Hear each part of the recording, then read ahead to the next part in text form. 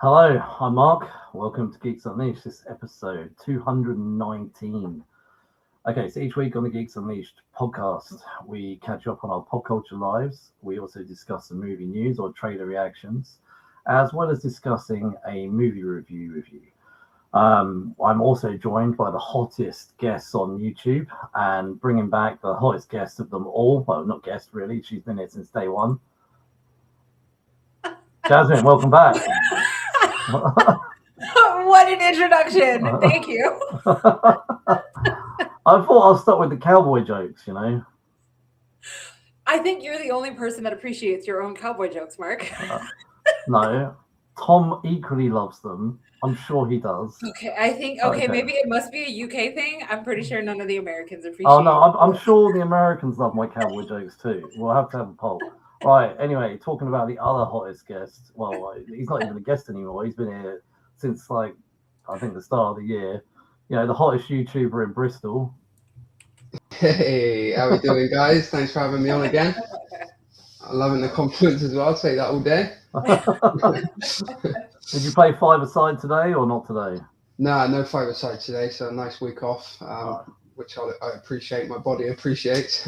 What position do you, or how does it five-a-side work? Is it all moving around? I've never played five-a-side. Yeah, it's pretty flexible. Pretty cool. Make sure you get back. Make sure you track back. No being lazy, but yeah. You go in goal. You go in goal. Yeah, we rotate it, keep it fair. Bit of time in goal as well, which is always nice to get a quick breather. How many red cards have you had? No, I'm pretty sensible on the pitch. Oh, come on. Tom is probably the most fair guy on the field. I'm pretty sensible. All right, okay. So, Jasmin, do you want to do your bit as you're back? Yes. All right. So before we get started, if you are watching on YouTube, thank you. And also remember to like this video and subscribe to our channel. But we would love for you to leave a comment and let us know whether or not you loved or didn't love When Harry Met Sally. And if you are listening to this podcast on your preferred podcast platform, we appreciate that as well. We'd also love it if you would subscribe to us on Apple Podcasts, Spotify, or Podchaser. And be sure to check out some of the videos that we post on Spotify. Awesome, amazing. Right, okay. Do you guys want to choose? Which one should we do first? Geek of the Week or Geek News? News. Okay. So this week's Geek News, there we are. Do you like that? What I've done here? I've changed the things a little bit. Nice. I was playing around with it. So right, okay. We are there's always news, and I could probably chat here for ages in the pop culture entertainment world. But I decided to grab some hot trailers. Mainly, we're going to do some trailer reaction stuff. So I grabbed 3 trailers. Me and Tom were chatting. We were debating between 2 and 3, and we've gone with 3. We're going to build up with 2 sort of more indie flavored trailers, and then we're going to jump into the big one, which came out this week. So here's the first one up. So this is Backrooms. I found something in the store. Okay. What did you find? The place. I'm not seeing this one. I found a place.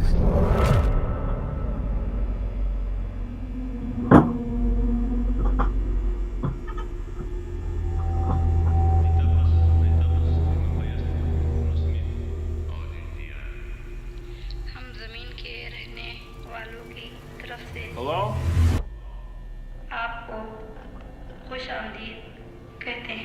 Anyone there?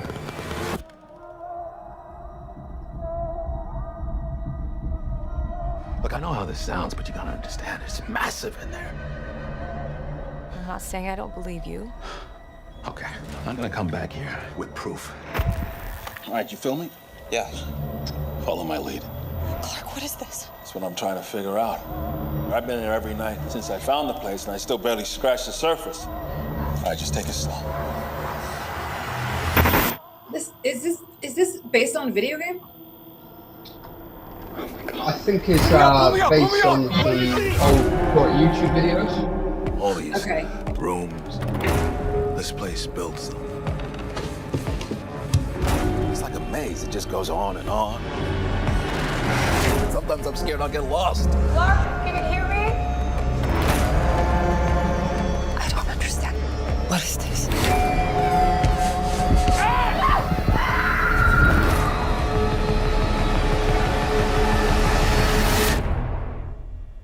It's beautiful. Am I right? Hello? That was a hard no. Absolutely not. No. No. Dude, I knew. No. Like, I mean, this reminds me of those video games where it's like I don't know what game it is, but I've seen people play it where they like move around a room and then like these mannequins move if you're not looking at them, and then when you turn around to look at the mannequin, it stops moving. Like, first of all, if you found a secret room in a gigantic building, why would you wander? Like, why would you walk around this Curiosity. like random place? No, I'm not that curious. Let me just tell y'all now, I'm not that curious. So this is directed by Kane Parsons, and this is actually, when you asked me a minute ago, well, you asked about what it's based off of, I was waiting until we finished. So it's based off a web series by Parsons, and also inspired by some creepy pasta. So it looks pretty cool. I feel creeped out by watching it, but Yes, you know, definitely. it comes out on the 29th of May, so not long. Okay, but like, would you do it? Like, if you found a secret room in a giant department store, would you just like wander around being like, Oh hello? yeah, I would. Hello? Yeah, I would. Yeah. Not if I was with a group, maybe not on my own. I don't think. I think I'd be. Guys, So I need y'all to be better. Okay, I need y'all to be better than that. If the three of us were there, then we're. Oh yeah, no, I'm there would be down. no three. There would be no three of us. So I you know, I work for a big company, and sometimes I work in some of the older buildings, and you find the ground and the first floor where people sit, and then generally you find like above that they kind of almost have an abandoned feel about them, and I have wandered around occasionally. So I used to sell like cubicles. Like, that used to be my job, was to sell office furniture, and we used to have our business in this 5-story building, and on the upper floors, like the first floor was where everybody worked, the second floor was like a secondary showroom, and then the upper floors were all just storage, but no running water up there, barely any electricity. And so it was like at 4:59 p.m. You couldn't pay me enough to be on any floor above the second floor. Like at 4 something in the afternoon, I would be like, nope. Anybody else that comes in here and they're like, I want to go take a look, and I'm like, I'm sorry, it's already closed. Like, we can't go up there. We can only go up there until 3 p.m. Like, I'm not going up there, especially by myself. Absolutely not. I'm not doing it. I so with this trailer, by the way, come back to it. Renee, I struggle to say her surname. Reins, I don't know. She's the Norwegian girl that I've been banging on about in the Oslo, in The Worst Person in the World and Sentimental Value. So to see her in this, I'm stoked. Chouette, I can't say his surname either. G4. Yeah. So he's amazing. I love him and everything he's in. I'm intrigued. I think this looks cool. I'm going to put myself through it. I think, as you know, Jasmin, me and you started off very similar. We're not massive horror fans. I've sort of creeped in a little bit. I was very proud of myself last year that I went and saw Weapons on my own at the theatre. That was something, but I went in the day, just so you know. You have to. I went on a nice summer August day. It was like a Tuesday afternoon or something. I was on holiday and I went down and got like a 2:00 showing. I was happy with that. But yeah, no, I'm going to do this. And I was, when I was getting ready, I was just doing my research, and this looked pretty cool. So I'm sure Tom is big on horror. So what do you think, Tom? Yeah, I mean, I've been waiting for this trailer for a long time. It's a lot of the horror fans have been looking forward to this one. So yeah, I can't wait to watch it. It looks good. Like you said, the main actor, his name's escaping me, but I love his work. He always did a good job. And yeah, I'm interested about his director. I think I've heard he's like 20 years old. He's like a real young director. So yeah, I mean, it looks good from the trailer. So I'm interested. He is 20. Yeah. Yeah. I heard about that. So that's yeah, interesting. A24, they're kind of hit and miss for me personally. So yeah, see where this one kind of tallies up. Just had a quick look. Yeah, so his mainly web series is short films. Although he's got some music as well in the background, but Okay. we'll have to see. Yeah, I think this will be good to see. This looks like it's his first ever movie. Right, okay. Next Okay, well, film y'all coming have up. fun with that. I'm gonna sit that one out. Right, okay. The next one is The End of Oak Street, which comes out this year as well. Oh, this looks good.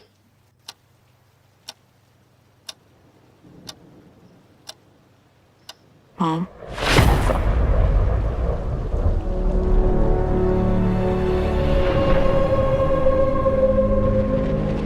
What's happening to us?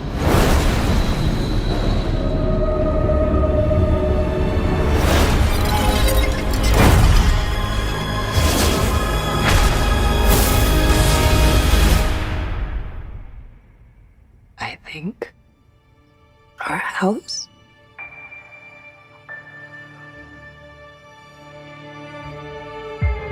Our neighborhood. Our whole street.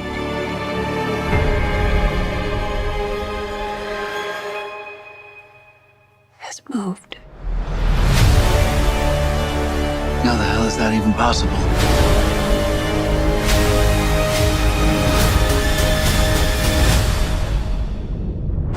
Oh my God, run!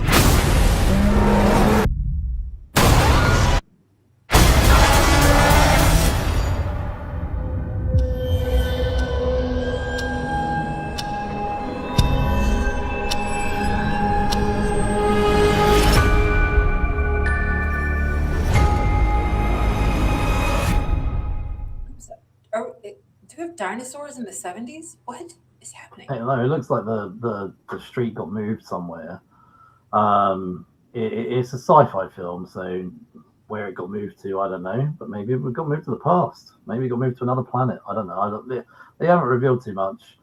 It's coming out on the 14th of August, though, this summer. And yeah. What do you think, Jasmine? I don't know. I feel like I need more. I'm always skeptical of like the genre mashups.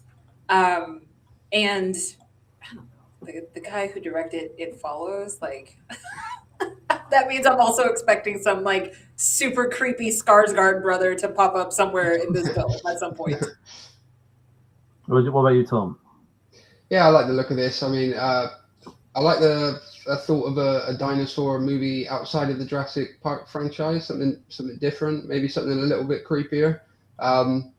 Yeah, interesting. Big cast as well. So, yeah, Ewan McGregor, Anne Hathaway, nice to see some familiar faces, and obviously I love It Follows. So yeah, I'm more than looking forward to seeing what the director's got in store for his next project. Do you wonder if this is a Cloverfield connection or not? I mean, I like the sound of that. I mean, if it's a Cloverfield like follow on, then I might be interested. And like as far as I guess like prehistoric beasts in modern-ish times, like I did love Skull Island. Yeah. Not the same kind of genre, but like Skull Island was fantastic. So I feel like this was more of a teaser than a trailer. So I don't know, like if they release other trailers, like I would like to see a little bit more. Uh-huh. Yeah, the second Cloverfield was my favorite. Was it 10 Cloverfield Lane? That was amazing. That was a great film. Yeah. Right, okay. Wait, wasn't there one before that one? Yeah, there was just Cloverfield, which was like the found footage, kind of Blair Witch style. Then No, there was another film where Cloverfield Paradox as well. That was Yes. the last one. That was the third one. oh, That's the so one that's set in weird. I went space. 1 and 3, and then I didn't see 2 until much, much later. Okay, so there was Cloverfield, which was the found footage, 10 Cloverfield Lane, which is mostly set in the bunker, and then Cloverfield Paradox, which is set in space. I think they released, from memory, Cloverfield Paradox like late at night on Netflix. It was straight after a Super Bowl or something. There was like a trailer run. Yeah. There was a trailer run during the whatever Super Bowl it was that the year came out, and they said literally go straight to Netflix after the Super Bowl for Cloverfield Paradox. Yeah. So, I do you know it'd be cool if they finally carried on Cloverfield. Right. Okay, the last one coming up. This is the longest trailer of all. I haven't watched it, so I'm keen to jump into this. That's right, it's Supergirl. Hey, I was just touching base to see when you think you might be coming back. You know, I'm just worried that you're not going to find your stride here if you keep going off-world all the time, Kara. I'm worried you're not going to find your people. Yeah, well, that's the thing, Clark. I have no people.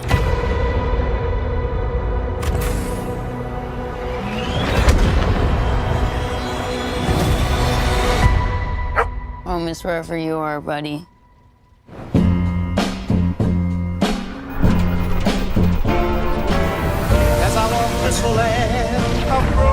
Crypto and I at least had each other. Honestly, I thought we were lucky. But luck, almost by definition, runs out.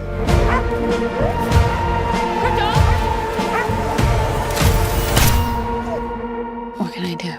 The Brickens carry the antidote on that person. He has 3 days. You cannot give up on me. It's the crime of the Yellow Hills. He murdered my innocent family.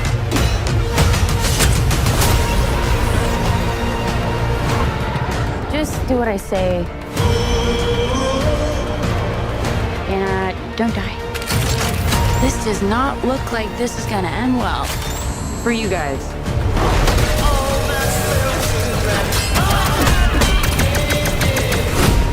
Stop. You're hurting my head.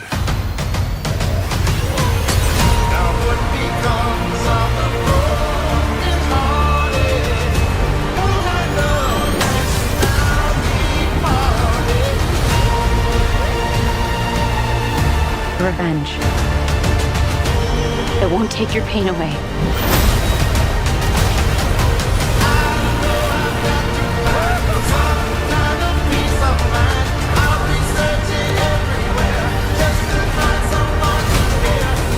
Your eyes are beautiful when you cry. A lot of pain, huh? A lot of suffering. There's no home without you, buddy.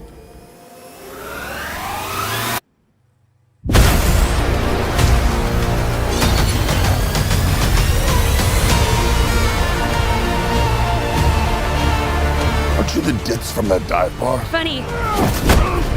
That's what I've been calling you. Touche.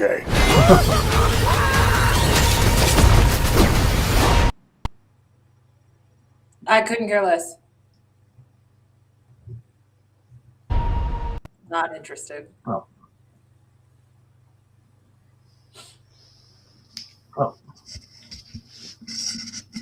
Oh, sorry. Couldn't stop the music in my ear then. Right, that comes out end of June. I'm pleased that he's finally getting his logo. Jason Momoa is, but yeah, I think out of the two, Supermans and Supergirl, this looks much more of a solo Supergirl film rather than the Team Superman movie that we got. But yeah, no, I'm looking forward to it. I know you just said you couldn't care less. Tom, what about you? Yeah, I'm excited for this one. I think this from the previous trailers, I was a little bit underwhelmed, but this trailer I finally like. Yeah, I'm ready to get in the cinema and enjoy this one. Obviously, yeah, I'm just hoping it does well. I think it's a big movie for DC Studios after Superman. So yeah, it'd be interesting to see how this does at the box office, and hopefully a good movie. Definitely, there was a few more that came out, but I thought 3's enough. Yeah, I'll watch them all. I'm considering whether to watch this in IMAX actually when it comes out. So, Tom, we might have to schedule meeting up for this to do an IMAX. Yeah, no, that sounds about right. Take a little BFI trip. Yeah, we were working out that because Tom lives 2 hours from me, we were saying like an hour each way. We could grab somewhere in the middle, or we could go into London and do this at the BFI or something. Yeah, I'd definitely love to check out the BFI for sure. We'll sort it out nearer to the end of June. But right, okay, 3 good trailers. I think we're definitely going to get Jasmin to go and watch Backrooms.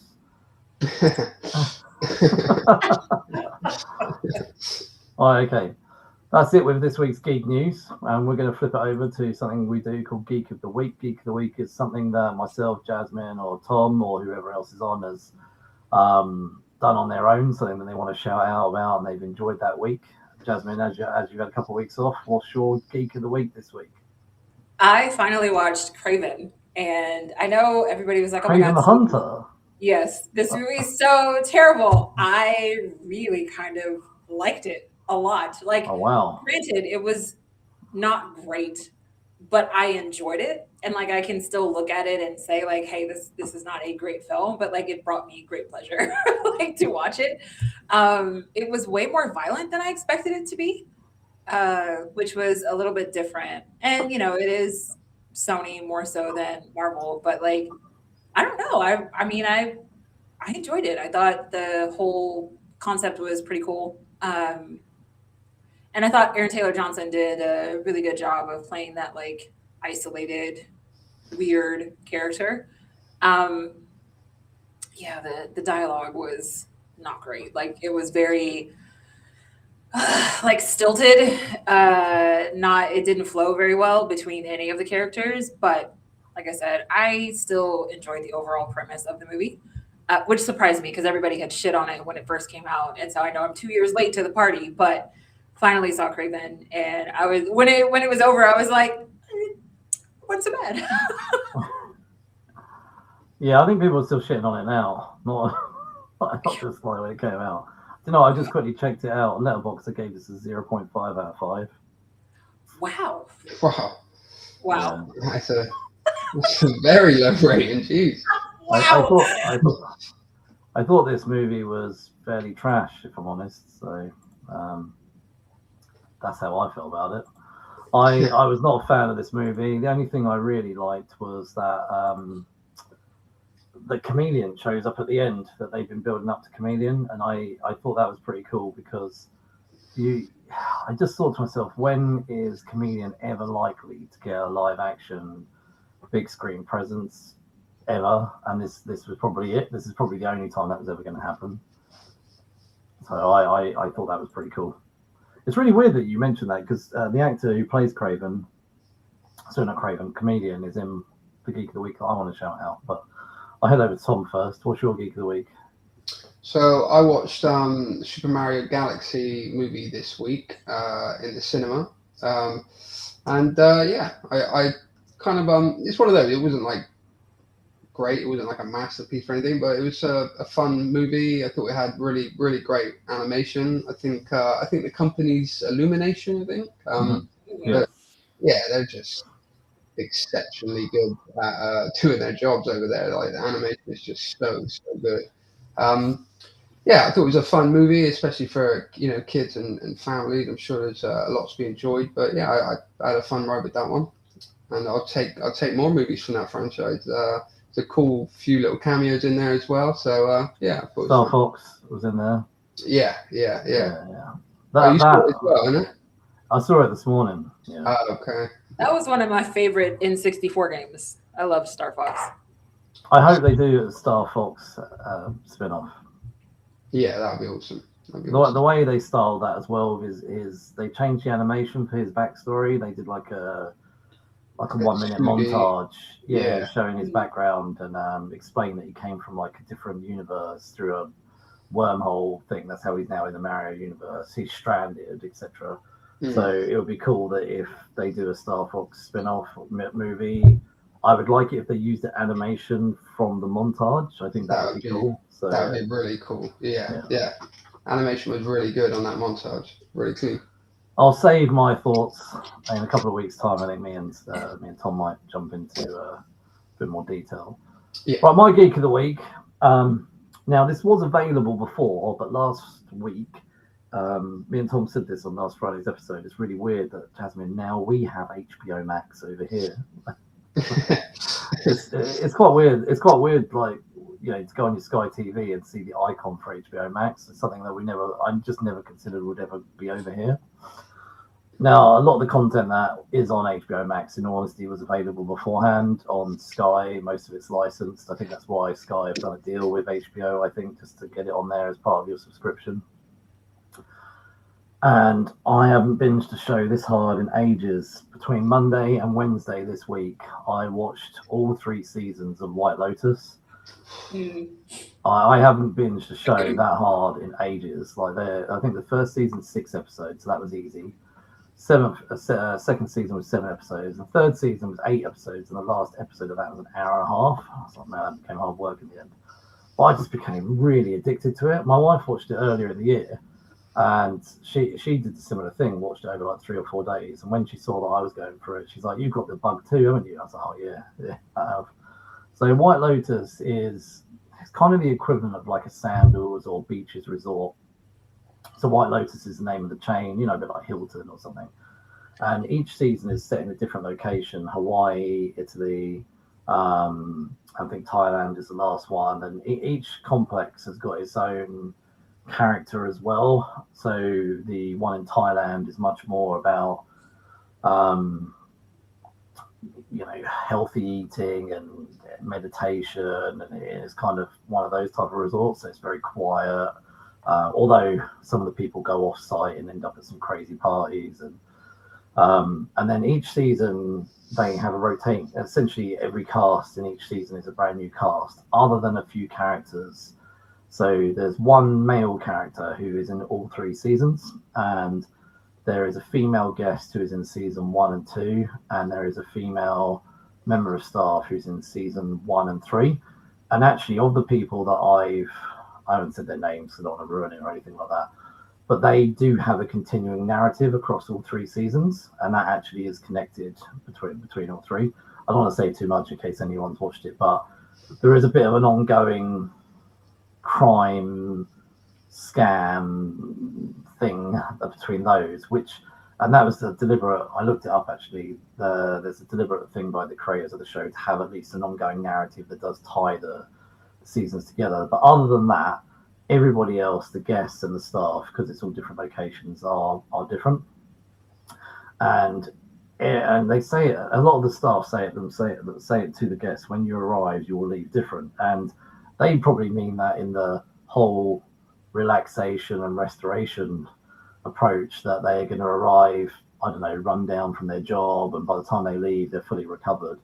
But you see each guest, and even sometimes staff, going on a journey themselves, and by the time they leave, not everybody leaves well, but some people leave with maybe some revelations. Like, for instance, there's one guest in season 3 that spends the whole of the season avoiding the reality of home and almost having like what could be described as a breakdown throughout the whole of the season. And then in the last sort of 10 minutes, sort of the reality hits him that actually I need to deal with what's at home for me. That was the one thing that was a little bit disappointing. I would love to have seen what happens, but because of the anthology nature of it, you just follow them for that 1 week. And each episode is kind of meant to be like a day of their holiday. But yeah, I thought it was brilliant. It was so good. What I love is that each season has a cluster of people. Occasionally, those characters overlap a little bit. They may, some of them do intercede a little bit with each other's stories, but in the main, it's quite good at juggling those individual groups. But yeah, no, honestly, I was so addicted. I was just like, I've got to get through this. Jasmin, if you ever watch it, I know Walton Goggins, who you love, is in season 3. He's just wonderful in everything he's in. It's just really great.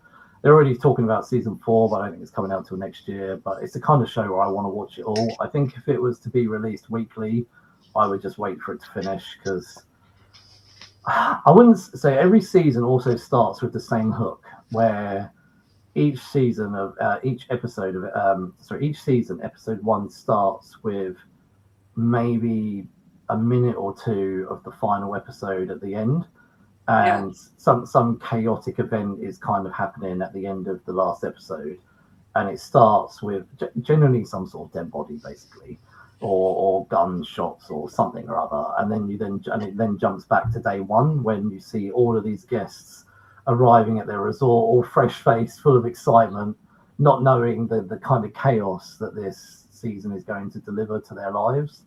And what's great is as well, like sometimes you might get a group of people who arrive with maybe some unspoken thing between them all that will unravel while the week is going on. And sometimes that's resolved or not. But yeah, that's pretty good. Well, I don't think either of you two have watched it, have you? No, I haven't seen it. No. Yeah, I don't think I've ever got into anthology shows before. It's something I've not really been that interested in. But yeah, this hooked me. I was there for it. It's great. I mean, everybody that watches it seems to really love it. Like it had so much buzz when it was like at its height. So yeah.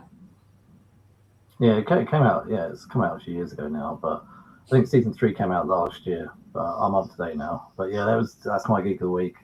I have not binged a show that hard in a long time. The fact that I managed to do it over 3 days was insane. That's pretty huge for you. I already know what my next geek of the week is because it was a show. The season 2 dropped today, so I'll be binging next week for sure.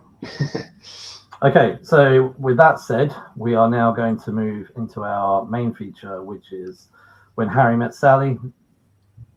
Came out in 1989. It was actually released on the 14th of July, 1989 in America. And strangely enough, well, I say strangely enough because back then they used to do this. Came out on the 1st of December, 1989 over here in the UK. Release dates have got pretty much now the same date as technology has changed. I think if they tried that now, people would just be downloading it. Or, people wouldn't wait 6 months. Right, okay. Do you want to shout out the titles, Jasmin, or are you? You mean the yeah, cast? The credits. I mean, yeah.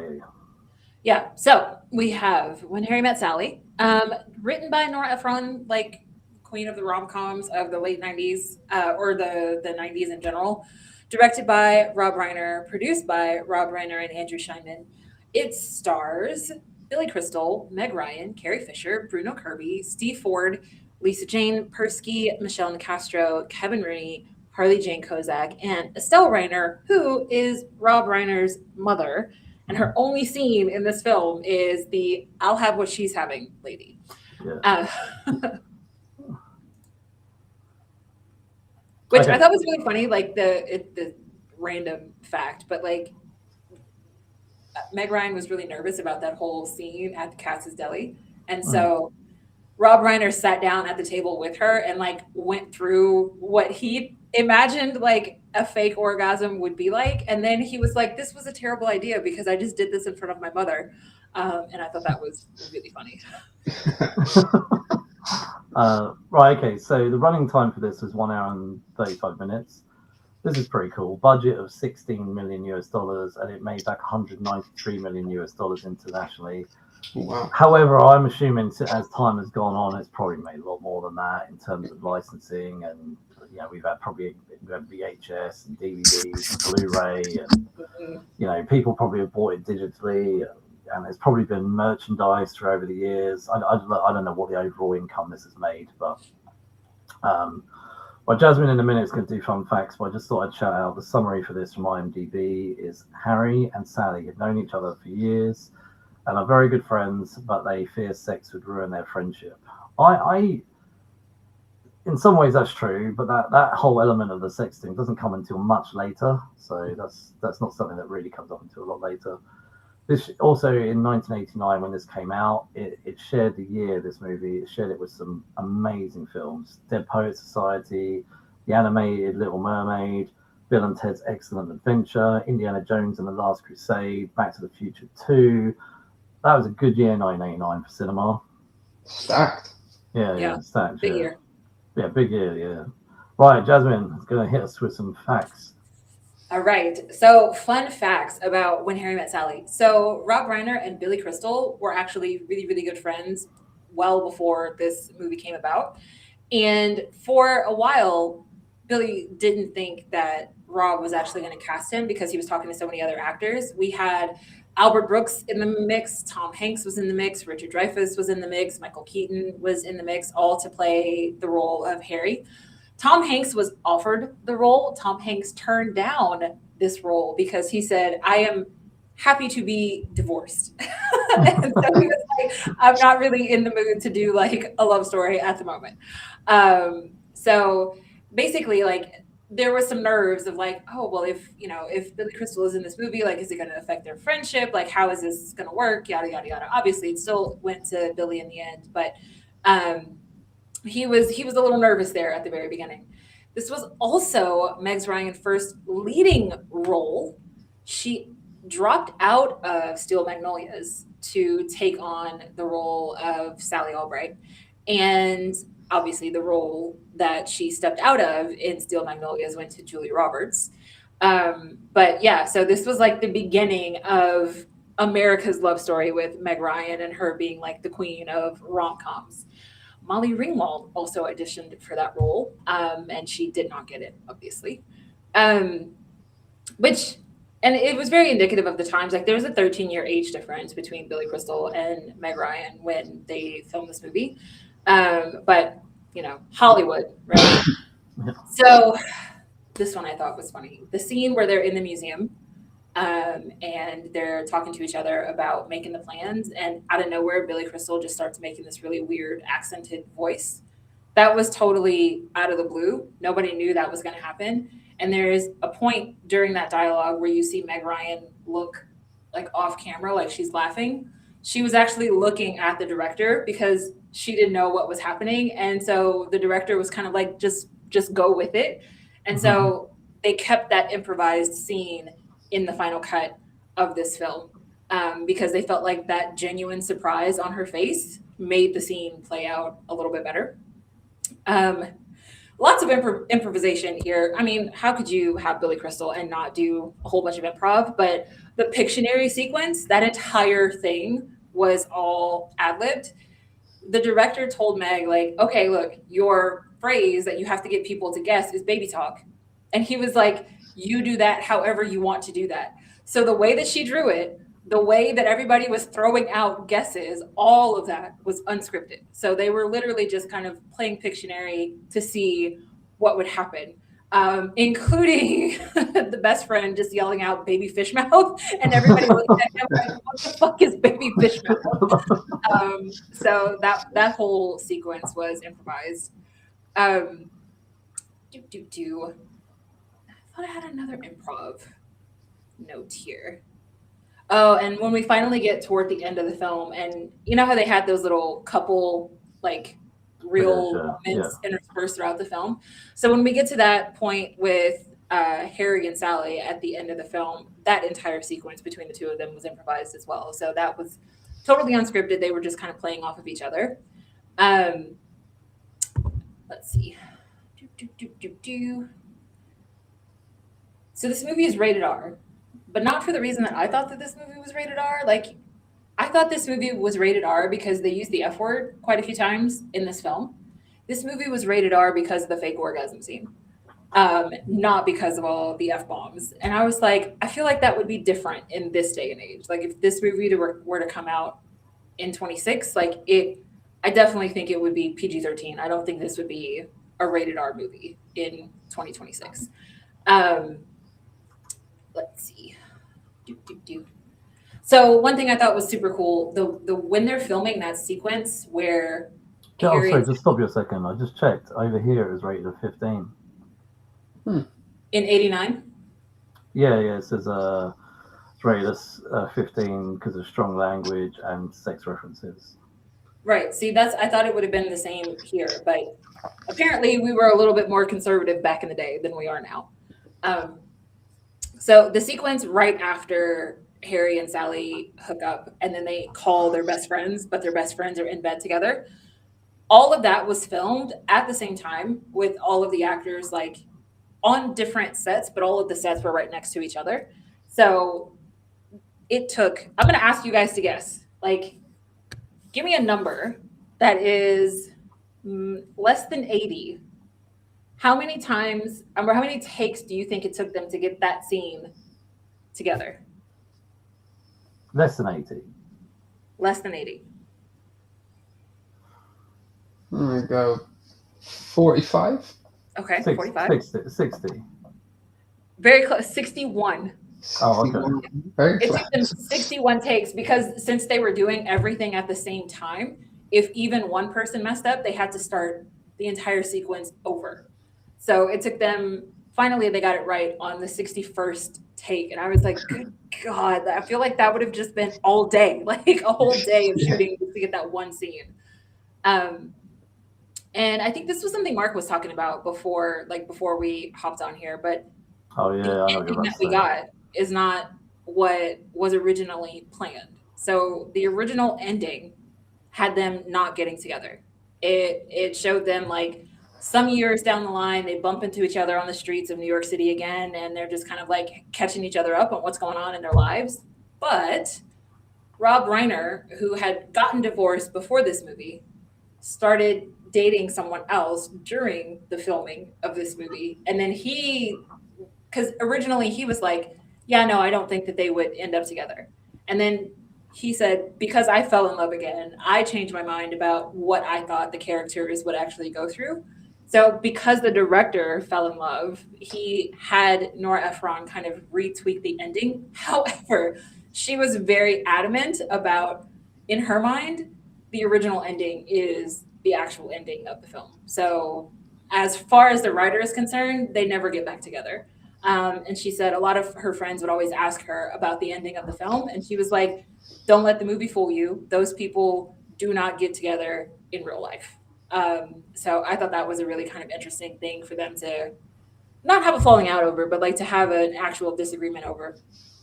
Another thing between Rob Reiner and Nora Ephron were actually pretty good friends. And Harry is loosely based on Rob Reiner himself and how his original marriage fell apart.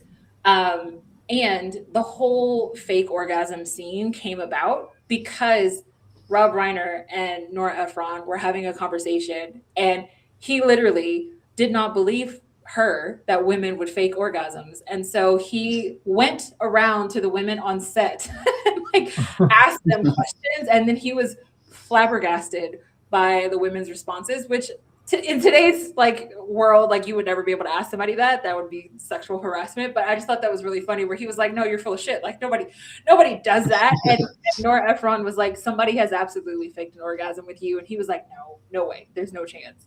So that whole sequence came about from a conversation that the director and the writer had with each other, which I thought was really interesting.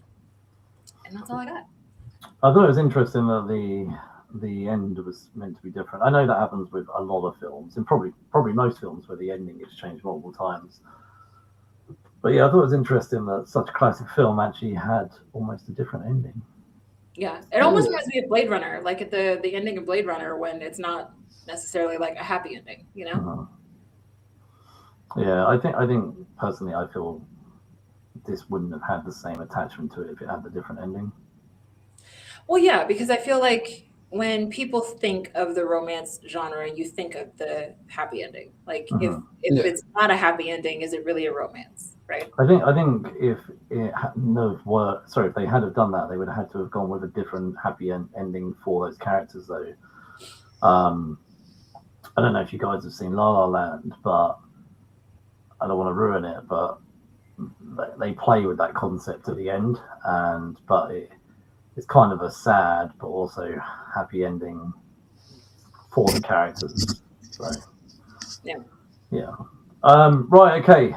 I think Harry Met Sally, I believe it is Jasmin and Tom's first watch. It is my second watch of this film. Although second watch, but I'm pretty sure I've seen parts of it when it came out or when I was younger, if it was on the TV or something. I don't know. When I first watched it earlier on in the year, and when I watched it, a lot of it felt familiar. And I just think maybe I've seen it on the TV a lot. And then again, it's a very well-clipped show, especially the cafe scene. So I can't remember if I had seen this when I was younger, or it's just that a lot of this is clipped and shown in other films, or people nowadays clip it and throw it up in reels and stuff. So I can't really answer whether or not it was definitely my first, but I saw it at the start of February. Absolutely loved it. I remember texting Jasmin saying, I think when we come back, we should do this as an episode. And I just went on a bit of a rampage. I watched this, and I watched Sleepless in Seattle, and I watched a few other films, and I was just like, these are films that I don't think I've ever really seen. And I ended up going down this whole Julia Roberts road at one point as well. Watched about 5 or 6 of her films. these were real 80s and 90s. Meg Ryan, Julie Roberts, real 80s and 90s stable holds that kind of unfortunately have been replaced by people like Zendaya or Julia or Jennifer Lawrence now. But Meg Ryan was there at the beginning when these things were becoming, fashionable, the rom-com genre. But yeah, I thought we'd just run around the room in terms of overall thoughts on the film. I thought it'd be interesting. Actually, Jasmin, you watched it for the first time this evening before we started recording. What's your overall thoughts? I don't know. I was torn. I was like, this movie, all these characters are awful. Like, y'all are terrible people. Like, but I think it's one of those things where it's like, I can see the appeal from the 80s, but looking at this movie from a current lens, like, it's terrible. I do enjoy the style, like really word heavy kind of films. I feel like a lot of the stuff, and especially a lot of Rob Reiner stuff, like it's all kind of wordsy. So I did appreciate that piece. Billy Crystal's always been one of my favorite comedians. Like for the longest time, he was my favorite Oscars host as well. So I have been a huge Billy Crystal fan for most of my life. But for whatever reason, like this film now absolutely does not resonate. And I just think that society has shifted since the 80s when this had first come out. And it's just like, I don't know. I can't imagine any kind of career-driven woman putting up with something like this for like 15, 20 years. You know what I mean? Like I can't see the time span of this story making sense today. But again, funny stuff that you would not be able to get away with nowadays. Like the whole joke about the Ethiopian restaurant, like you wouldn't be able to put that into a film today. So again, for the time, it made a lot of sense, but it's one of those things, like it reminded me a lot of He-Man or Masters of the Universe, where it's like, if I had seen this movie, like around the time that it came out, I think I would have a different appreciation for it, but I didn't. And so it's really hard to kind of go back and give it proper credit. So did I love it? No. But I get it. I get why it's as popular as it is, if that makes sense. Sure. And Tom, what about you? What's your overall thoughts on having now watched it? You watched it today as well, didn't you? Yeah, I caught it earlier today. I didn't really know what to expect. I'm not too well versed on the rom-com genre per se, so I didn't really know what to expect. But I enjoyed it for a few different reasons. Billy Crystal and Meg Ryan. It's my first Meg Ryan film, and I kind of I get the whole thing with Meg Ryan. Just a lot of charisma there, just a lot of fun to watch. Same with Billy Crystal, and similar to what Jasmin said, I think I really appreciated the dialogue in the scenes where they're traveling or they're on a date, or just those dialogue heavy scenes. I think it was really well written. I didn't see the time jumping come in, so that was a cool little aspect to it, just seeing their relationship kind of as you go through time. And I enjoyed it more than I thought I was going to. Like I said, I wouldn't call it a masterpiece or anything like that, but I suppose it is regarded as a classic. But like Jasmin said, it's probably a little bit dated at this point, but I enjoyed it. Yeah, it was a short movie, like fun little rom-com there. So yeah, not too bad. I watched it. I think it was the first week in February this year, and I don't know. I want to say that I've seen this before. It honestly feels really familiar. I don't know. It's the kind of thing I know my parents would have watched, so maybe they had it on at some point, or maybe they had it on a few times. I don't know. It's the kind of thing I think my mum definitely would have had on. So probably have watched it before, but maybe not been as interested. I definitely think in the 90s, I would have had no interest at all. Like rom-coms for me was something as I was younger that I had no interest in. not saying that I've definitely fallen in love with that format now, but someone who's a bit older now would give that some time, or would be open to, especially when you've got a review show, like you've got to be open for different genres. But I definitely was more interested in watching it because of things like this, because of having started this podcast 5 years ago, the journey that I've gone on and the people I've met and the different exposure to different things that I wouldn't have potentially been interested in before has opened my eyes to watching and actually sitting down and watching this movie. So I watched this the first week in February, and then I watched it again today, like you guys said, or you guys did. And when I watched it at the start of February, I really, really loved it. I was like, yeah, 5 out of 5. Today I watched it, and I was a bit like, I don't know if I feel as strongly about it now. I haven't rewatched it 2 months ago. 2 months later, I still think it's a really good film. I'm just not sure if I'm as in love with it as I was. It's still a really good film. And what's weird is, having watched it twice, I can see the massive cultural impact this has had on so many other films. Like, I watched a film earlier this year, which came out this year on Netflix, People We Meet on Vacation. And I was like, shit, they literally ripped off When Harry Met Sally. Like, it's the same thing. They have a road trip at the beginning. They both in a car. They both fall out of each other. And by the end of the road trip, they kind of form a little bit of a friendship. And then you see time jumps constantly throughout the film where they go back and show, like, they go on holiday. They decide to go on holiday every year together as friends, and that's basically what happens. So you see constant holidays till eventually they realize, they want to be together. And I was like, literally, it was When Harry Met Sally. But yeah, they've done it loads of things. There was Anyone But You with Sydney Sweeney. It came out a couple of years ago. It's been done so often. And I think I'm glad that I've gone back and watched this now a couple of times this year. I appreciate the massive cultural impact this film has had on it.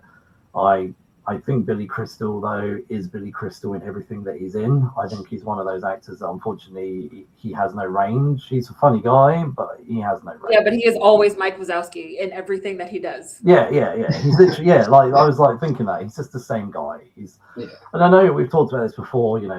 People employ Samuel Jackson to be Samuel Jackson, and that clearly Billy Crystal is just employed to be Billy Crystal. And I don't think, again, Meg Ryan, she's pretty much Meg Ryan in everything she's in equally. So you've got two actors that are themselves, and I think it works because it got in when it did in the 80s. Would it have worked now? Probably not, or not be as big. I think the chemistry between them both, though, does work. They've got good chemistry. When you talked about earlier, though, other people, I think Michael Keaton would have also worked in this film. He's also a really good, funny man who can play a straight-laced character. I think if you had swapped out those two, this film still would have worked. I think it would have had a good dynamic between them. I think the setting and the time really works for it. Look, it's not a terrible film by any means. I think it's a good film. It's a good to strong film. It's not the other way around. So overall, I enjoy it. I think it's an interesting formula that they built up with the time jump, which we'll talk about in a minute. I think the intersection of the sort of documentary style elements that they put in as well, and I love the build up to how we get towards the end of that. I'm not sure if I am fully on board with whether they would end up being together at the end, if it was real life, but so. Right, okay.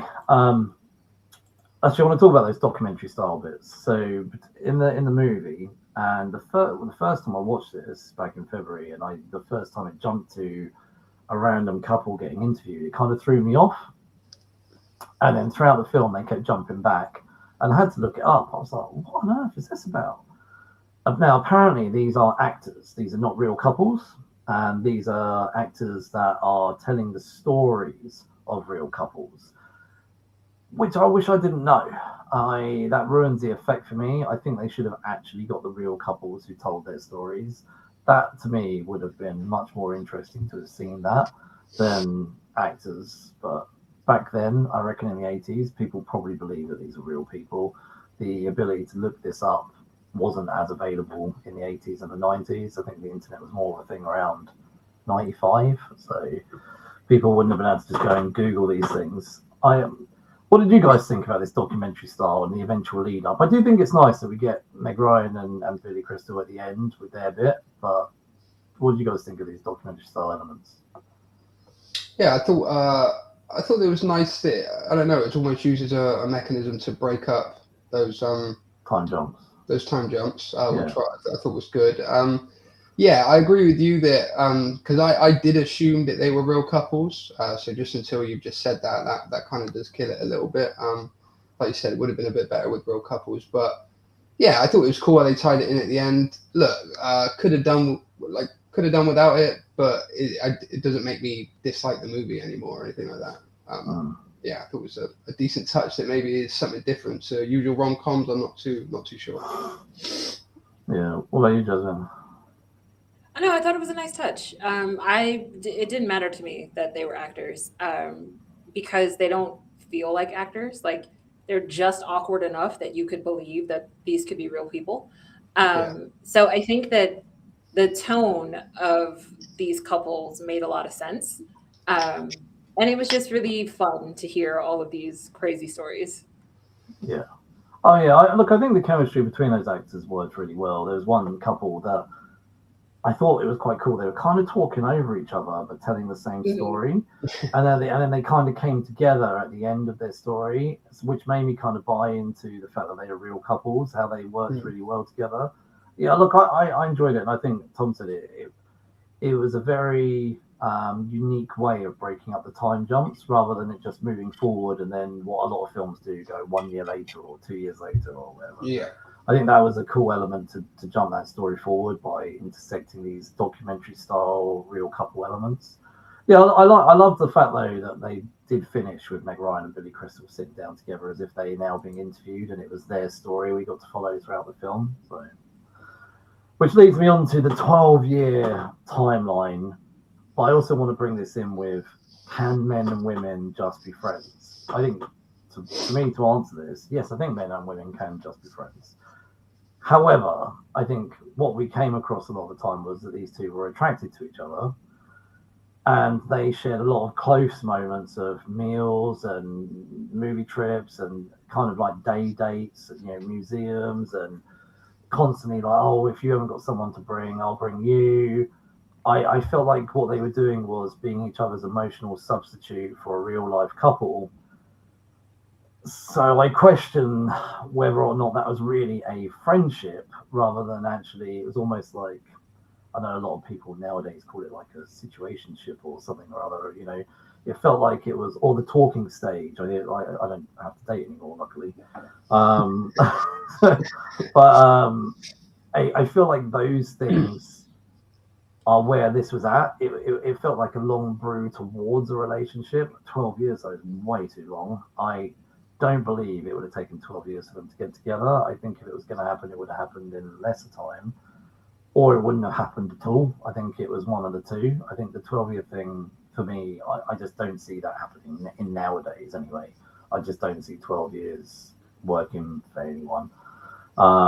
I think, though, it took 12 years for Billy Crystal to grow up. I think he was almost like this drain on Meg Ryan's character throughout most of the film. And like you said, Jasmin, at the beginning, how did she put up with him? His constant, oh, by the way, I've bedded this woman, I think in some ways it gave Meg Ryan's character an insight into the male mind of 1980s single men, which probably was great for her to hear, oh, this is what single guys are up to. It probably put her off dating, actually. And then, yeah, I don't know. What do you guys think? I don't know. But more, if you kind of, when you start criticizing and digging deeper, I'm not sure if this really would have worked, but. Yeah, look, I think,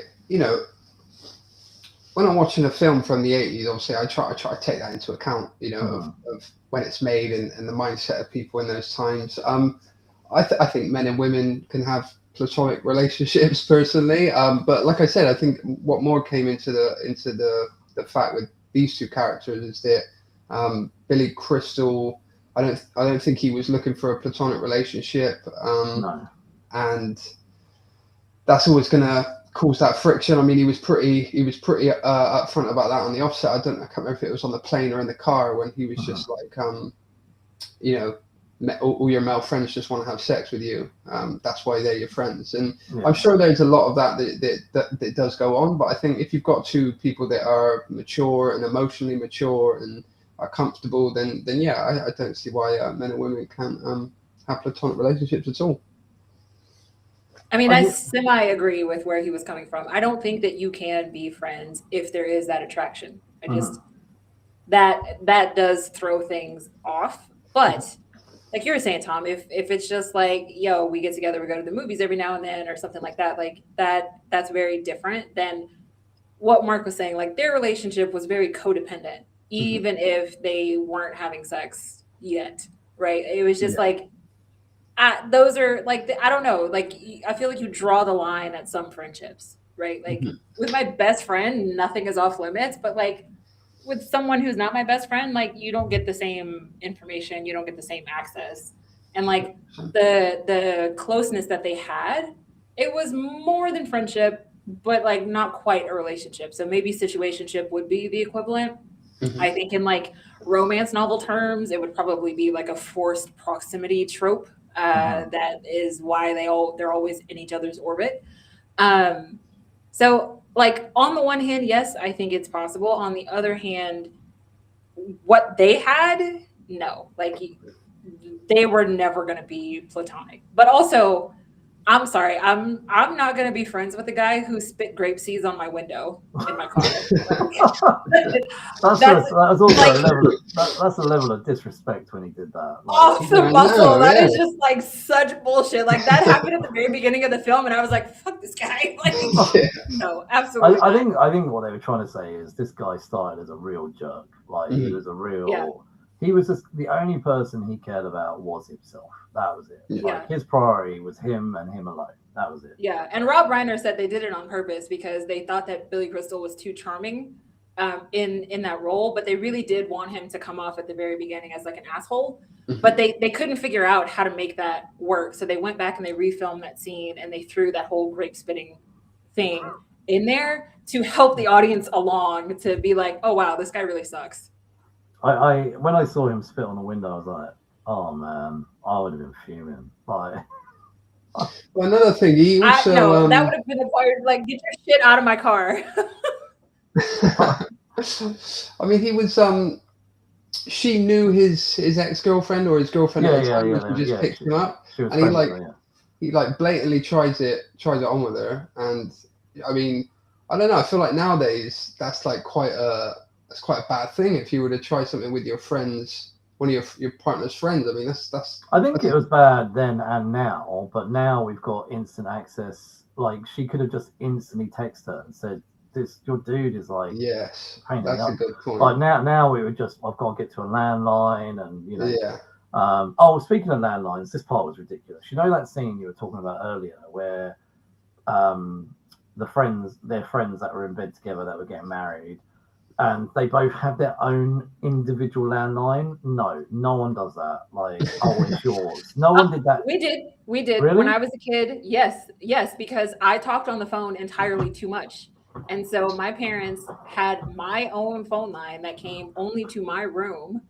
And then we had like a house phone because my mom got so sick of like every time she wanted to call somebody, I was on the phone. And so I had my own phone line in the house. Yes, I did. No, we only ever had the one landline. So, like, no. To me, that does feel like an American. I feel like I've seen that in American movies or TV shows as well. Like the daughter upstairs on the phone, and I personally though, I'm like you, Mark, just a one landline growing up. Yeah. And so, oh no, my parents couldn't stand it. When internet started becoming a thing and it was dial-up, we had to wait. Well, we had to do it in the evening because my mum would pretty much use the phone every evening to ring somebody that she knew. So we had to wait till my mum was done with the phone because if she picked up to hear the screeching sound, it was like, get off the phone. So it was a pain in the ass, but it was great when we eventually moved away from dial-up to broadband. Yeah. And that was good.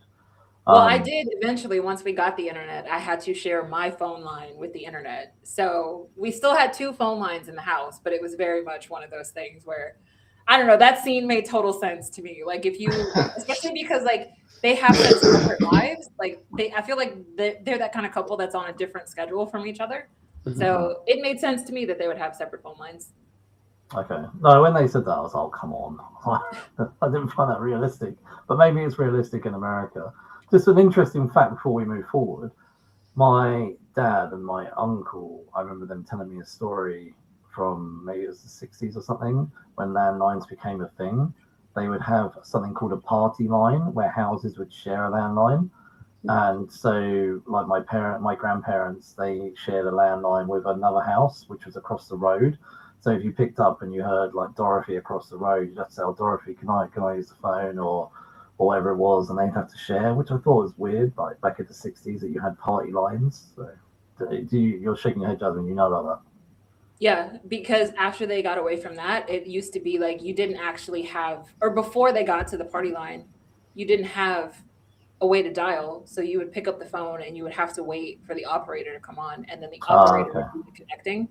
And so then the evolution of that was like, well, let's just give people the access, but they got to share it amongst themselves. And then it evolved into individual landlines. Right. Okay. Okay. Right. So I think we're kind of there or thereabouts in terms of Billy Crystal plays a jerk, and Meg Ryan. I think it was for me that she was kind of waiting for him to grow up. She kind of was attracted, but she was happy with the distance. He was attracted, I think, from day one. And there's, the scene where they're both on the phone together, and she's like, "What are you going to do when you get off the phone?" He's like, "I'm just going to sit here, I'm in a lot, or whatever it is." And I just thought to myself, this is a guy that clearly also needs her, and he doesn't want her to kind of go, but she obviously wants to go.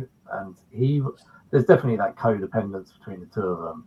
But it was an interesting dynamic. I enjoyed the dynamic between them all, and I think it took, like I say, 12 years for them to kind of get on the same page. Maybe there's examples of that out there in the real world, but I don't think I would wait 12 years. Right, okay. Something else I want to talk about is the setting, which I think is also beautiful. 1980s New York. I'm always attracted to New York films. I love movies that say New York. It's like one of my favorite things. Set it in New York, and I'll probably watch it.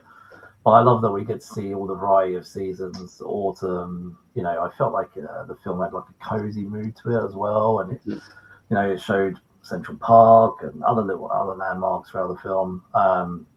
Tom, actually, as the other Englishman on the show, what do you feel about sort of watching that setting?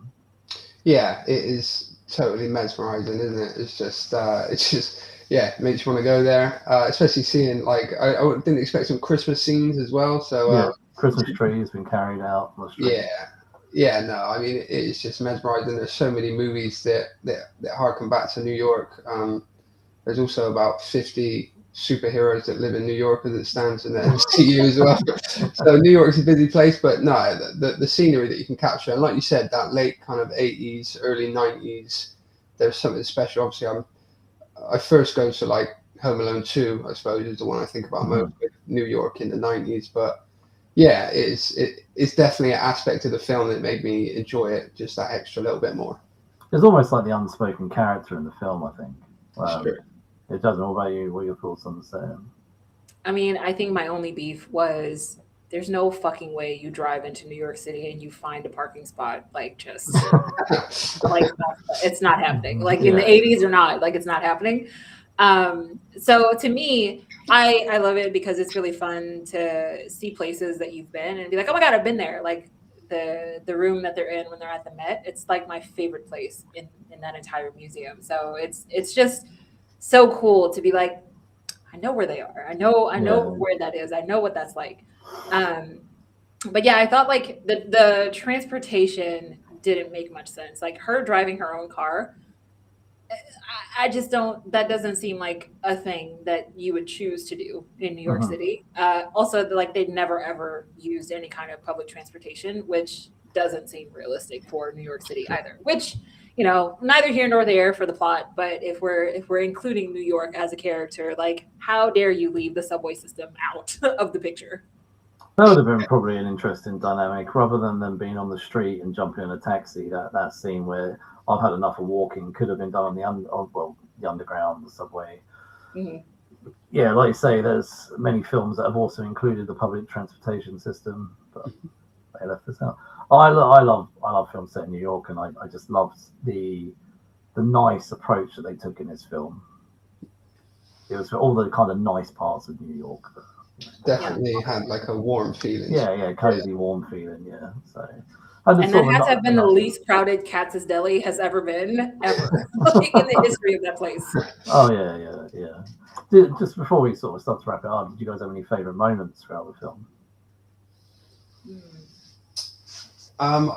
You know, it was good to finally. Before, obviously, I've never seen this film, but I've always known about the fake orgasm scene. So it's nice to finally see that in context, and that funny line from Rob Reiner's mother that tickled me. Yeah, that tickled me as well. But I do like the ending scene at the New Year's Eve party as well. Yeah, it's just that was a nice scene. He kind of expressed her love, and she's like, "No, you can't just rock up here and." He just needed to give it extra little bit of info, and boom, he was in there. So yeah, I enjoyed the movie more than I thought. So yeah, fun. You know, you just reminded me of something I heard that I heard someone do the comparison on how men and women are attracted to each other, and someone said it's men are attracted with the appearance of a woman, but women are attracted with what men say, and it was definitely. I don't know if Jasmin can tell me her thoughts in a minute, but I thought there is some truth in that, though, because there are a lot of slick talking men out there. And like you just said, he came in with some knowledge, and because initially she shut him down, and then like you just said, Tom, he then spoke for 2 minutes, recited some information, and she was sold. So, yeah. I mean, I thought that scene was great, but my favorite scene was near the beginning of the film when him and Helen are getting divorced, and him and his best friend are at the baseball game, or the football game, and like they're having this super serious conversation and also still participating in the wave that's going around the stadium. I was like, that is such a, like, I don't know, like I just felt like that was such a New York sports fan thing to do, to be like, I'm getting divorced, but like, woo.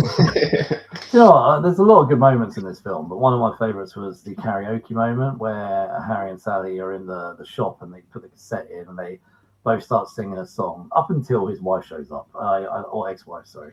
I love the dynamic between the two of them, and that whilst he led the song, she just happily jumped in, and the chemistry between them both, it annoys me in some ways that they're like, you clearly like each other right now. Like, why are you waiting? Like, just get on with it, you know? And I think it was like the friends could see that they all liked each other. But yeah. I also love the running joke with Carrie Fisher dating the married guy, and everybody is like, he's never going to leave his wife. And she's like, I know, you're right. Oh yeah, because she keeps referring to him as if it's like her actual boyfriend. They're like, right, for like the whole film until she meets the friend. So it's like she's got this 10-year relationship going on with this married guy, and all of her friends are literally like, he's never going to leave his wife. And she's like, I know, you're right. I feel like now this is the 5th thing I've seen Carrie Fisher in. Fifth thing. Star Wars, Scream 3, and now this. I don't think I've seen her. I feel like she did like lots of smaller parts after Star Wars. Anyone seen the Burbs? She was in the Burbs.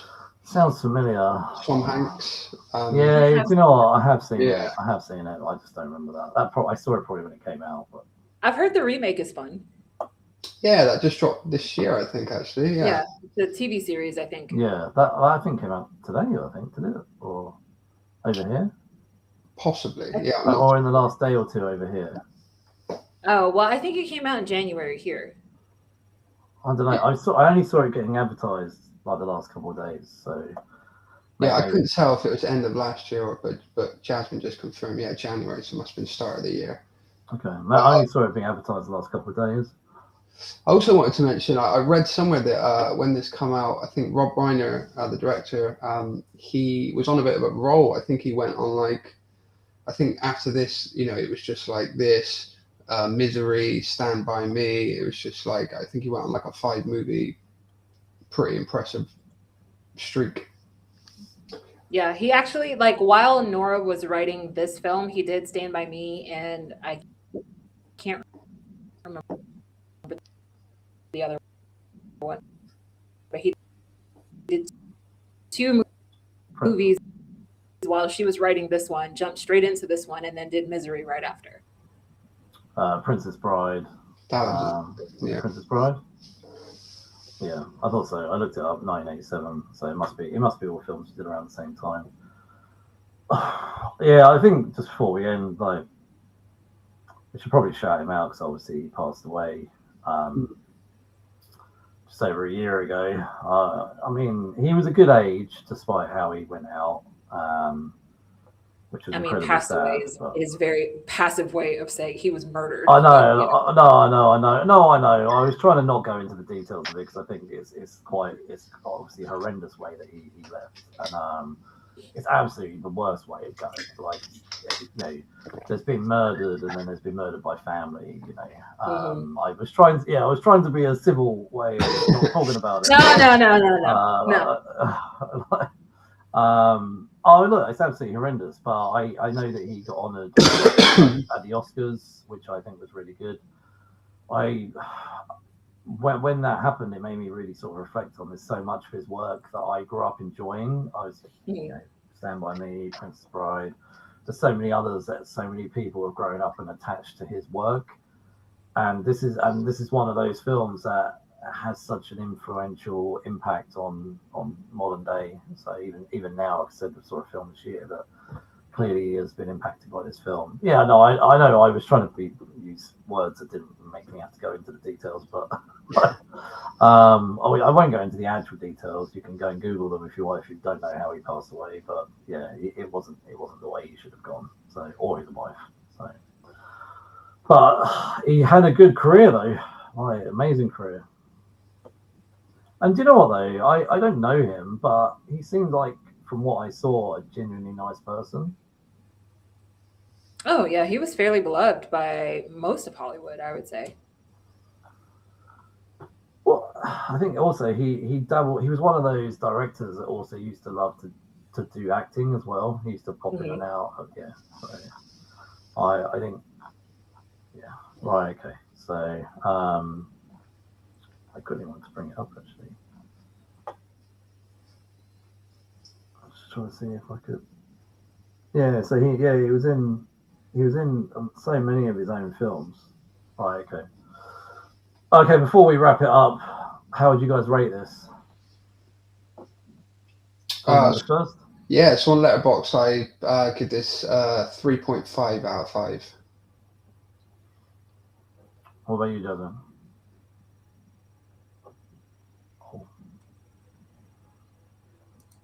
I think Jasmin may have frozen. Oh, Jasmin, you're back. You froze for a second. Sorry. What would you give this out of 5? I would say at 2026 out of 5, it gets a 2. At 1989 out of 5, it gets like 3.5.